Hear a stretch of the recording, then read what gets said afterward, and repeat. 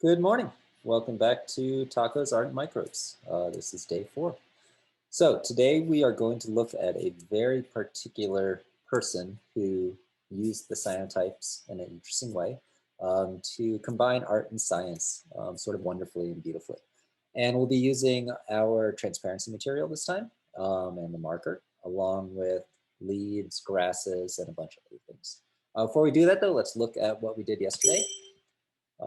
These are the two images that Katla and I did. So on the right is the first one, and on the left is that second combination one. So as you can see, again, slightly too little exposure. So we could have pushed it even farther on that left one to get those shapes to really come into the microbes. And, you know, the microbes that we have are pretty blocky. You can get really intricate with the construction paper and cut yourself out some crazy, fascinating, fun, and wonderful ones. Today we'll be starting to work with the colored paper, colored cloth as well, to make more colorful versions of the microbes and other things. But what I think I really like about these is the detail in those grasses. So that's something to play around with, see how much detail you can get, how sharp and wonderful you can get the prints of the grasses on your cyanotype cloth. So today we're going to look at a woman named Anna Atkins. She was around when cyanotypes first began to be used. She was one of the first people to use them. She was actually friends with the Herschel, the guy who invented the cyanotype process, and started to use them for her documentation of plants, of ocean plants around England. So Atkins was a scientist, a botanist, a naturalist, and an artist at the same time. And she made this book of prints that you can see here, where she was going out and collecting different types of algae or different types of ocean plants. And then she'd place it onto cyanotype paper, probably after drying it, because water and cyanotype can do weird things. But what I really like about these is the text down at the bottom. So she would take a little piece of transparency, or more likely just a very thin type of vellum, and she would write on it the name, scientific name of the plant that she was talking about, and maybe some notes about it as well.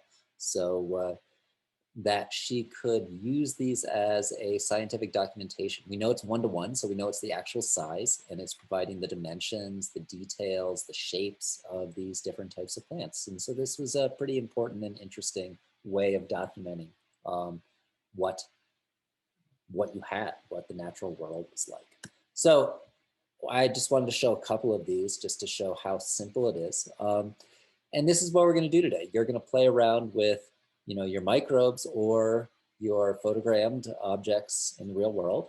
And I want you to label them. You can come up with crazy names like we're going to do, or you can actually look up the real scientific names of them and create a series of them, create a sequence of specimens where you are labeling your specimens and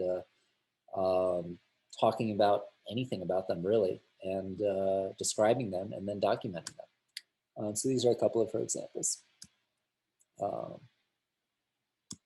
Yeah, helps to have beautiful handwriting. That could be something that you do. You can use the marker that I gave you, or you could use a thin Sharpie, might be a slightly better version. That's up to you entirely. So go grab your stuff, get ready, and pause the video, and then come back, and Katla and I will start working on this. So today for our first exposure, we're going to do a specimen exposure, just like Anna Atkins, of one of the microbes that we made yesterday. So Katla has named the microbe. What's the name of our first microbe? Squiggly monster. All right, so Squiggly Monster has his own little label. So she took a piece of the transparency material, took the dry erase marker, and wrote Squiggly Monster down on it. Be careful when you use it. It actually stays wet for a decent period of time. So I would say write it down on the little scrap and then wave it around a little bit. You can give it nice cute corners like Anna Atkins did, or you can just cut it in a square like this. And now we're ready to go. We're gonna grab a colored piece of cyanotype cloth for the first time. So it's from the other folded batch of cloths, not the really big one, but one of the small ones. Let's save the big one for tomorrow for our very last project. But go ahead, Katla, and grab it and pull it out. It's that first one right there. Great. Is this one pink? Yeah, we got a pink one, random colors right here. So let's put Squiggly Monster down in the middle of it, and then put the text Try not to, don't touch the, yep. Okay, right there. No. You want it right side up because it's gonna look exactly how it sees right now. And now let's walk it outside and make it exposure. We'll probably do about, we've got direct sunlight again, sun's back out and gorgeous. So we're gonna do about 8 minutes of exposure. And then process it. There is the squiggly monster. All right, looks like squiggly monster might be done. So Katla's gonna pull it, make sure that the plastic doesn't float away on us.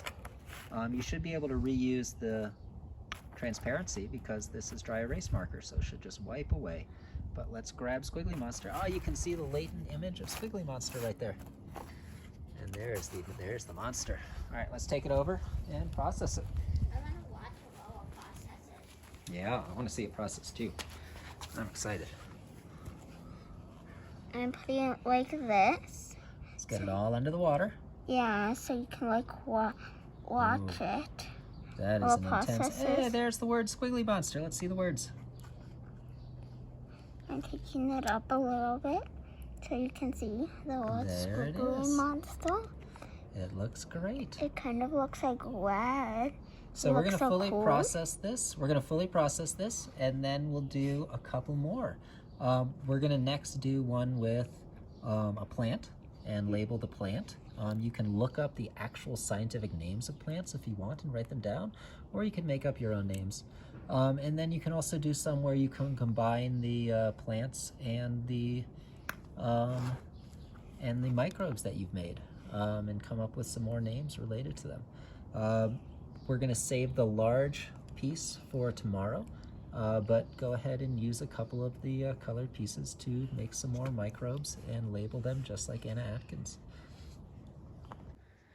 So for our second exposure, we're going to work with actual plants. We're going to do dandelions. We wrote dandelion. We also wrote down the scientific name for them, which is TACoS. So Katla's going to get that ready, and then we're going to grab the dandelions. So put those two on there. Yeah. We've got some flower dandelions, and then we've got one with the seeds. Let's leave it right there. Don't mess with it. Okay. Okay, let's get the names on. Working quickly. There's TACoS. Dandelion looks bad though. There's dandelion, and there's TACoS. Let's try not to, it's upside down, Katla. Can you flip it? It's upside down. Okay, and then we're gonna get the plexiglass on. And it squishes it. Yep, it's gonna squish it down nice and tight. We want it nice and tight so that it gets in focus. All right, can you grab this whole thing and we'll walk it outside? Yeah. It's gotten a little shadier outside. So interesting, what happens when the sun goes away is that, yes, it takes a longer exposure, but it also becomes a little blurrier exposure if the image object is farther away from the paper. So the farther the object is, the more three-dimensional, the more blurry it will be because there isn't a hard shadow cast around it. The sun's been coming and going all day, so we might get a little bit, we might not. We'll do about, in this weather, if it doesn't get sunny, about a 12-minute exposure. Not an hour, more like 12 minutes. All right, we've given our dandelions a decent amount of time, so now it's time to process them. See the beautiful latent image right there? Let's take it over here.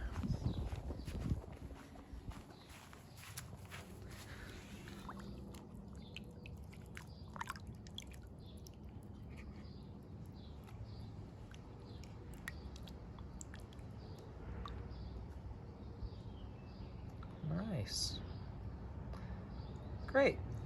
So you can make a couple more. You can start combining elements, start coming up with fantastical names. See how you can add Latin into the names. Look up a couple scientific names like the ones that we looked at earlier and see how you can come up with something creative that would work for these guys. Save the large cloth for tomorrow. That's going to be the one thing that we use tomorrow. But otherwise, that's about it.